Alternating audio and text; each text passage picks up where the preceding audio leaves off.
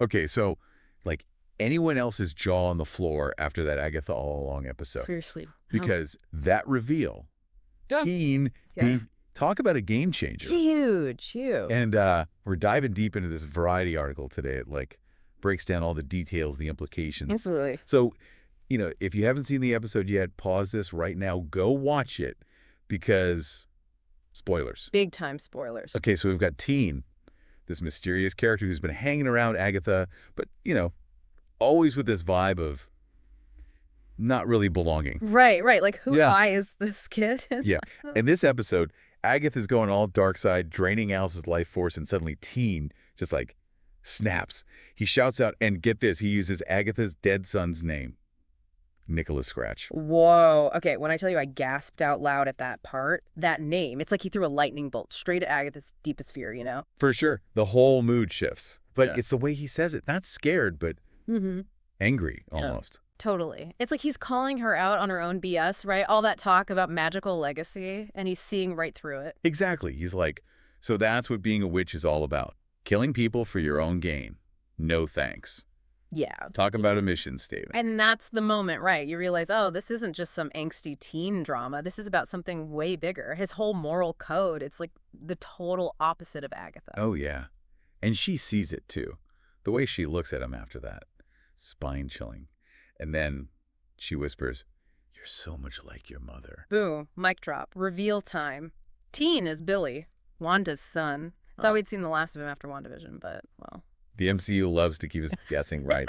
But for those of us who need a little refresher course here, who exactly is Billy? Like, what's his deal in the comics? Okay, so Billy, he eventually takes on the name Wiccan, and let me tell you, this guy is a major player in the Marvel Universe. We're talking powerful magic, like next level stuff. Yeah. We're not just talking like your friendly neighborhood witch here. Billy, he can warp reality, teleport. We're even talking like projecting his consciousness. It's intense. Yeah, okay. And get this, he can actually sometimes even be more powerful than Wanda.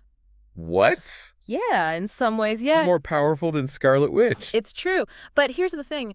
It's not just like raw power with him, you know? Okay. It's like in the comics, he's drawing on this ancient magic source, super primal, super potent, like one of the strongest magic users in the entire Marvel Universe, strong. Okay, so we're dealing with a heavy hitter here. Oh, absolutely. But you mentioned earlier his, like, origin story is...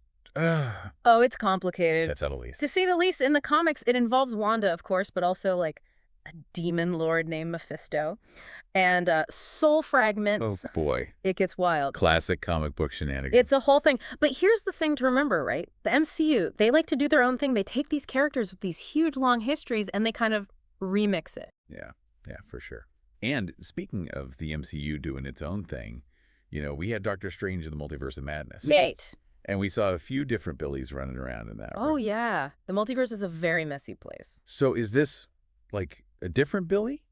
Or did our Billy get swapped with another Billy? I have so many questions. Right. And that's what's so great about this reveal, right? It opens these doors. Yeah. Did he always have these insane powers? Or did something like, I don't know, hearing Agatha say Wanda's name trigger something? We don't know yet. Oh, the suspense. I know. But it's fun to think about. Oh, absolutely. Okay, but even beyond the whole how did he get here question. Right. What does this mean for the MCU? Like, Billy's back. Yeah. Big whoop. What's the big deal? Well, it's a big deal for a lot of reasons. Exactly. I mean, first of all, you've got the family drama aspect, right? Yeah. Which, don't get me wrong, I am here for.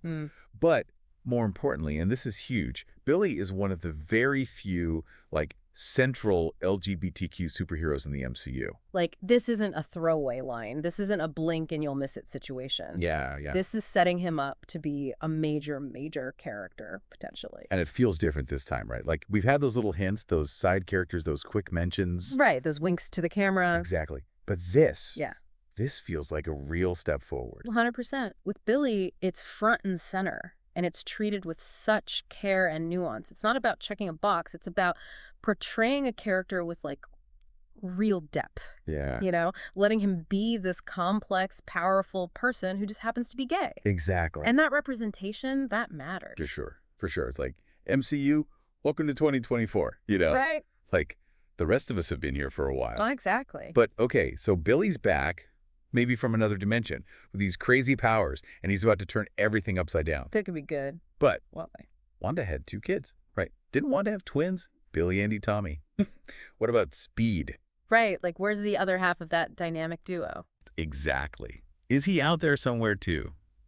Lost in the multiverse? That's the question, isn't it? And honestly, if Billy's return was this intense, imagine Tommy showing up. Oh, the drama. Talk about a family reunion. But okay, back to Billy for a sec. We see him with Agatha, but we don't actually know, like, what he remembers, do we? Did he know who he was before this? Was he holding back his powers on purpose? Yeah, there's this whole layer of mystery there. It makes you wonder, like, did some part of him recognize Wanda, even if he didn't consciously remember her? Right. And was Agatha manipulating him this whole time? Because knowing Agatha... He's got to have an angle, right? Oh, absolutely. This is Agatha we're talking about. She Yeah. collects powerful, magical beings like they're going out of style. Okay, so she knows who Billy really is now. How do you think she'll use that? That's the million-dollar question. I mean, she might be down, but she is not out. This woman knows magic, and she knows how to use it. She plays for keeps, that's for sure. Exactly. So now imagine her using Billy's connection to Wanda.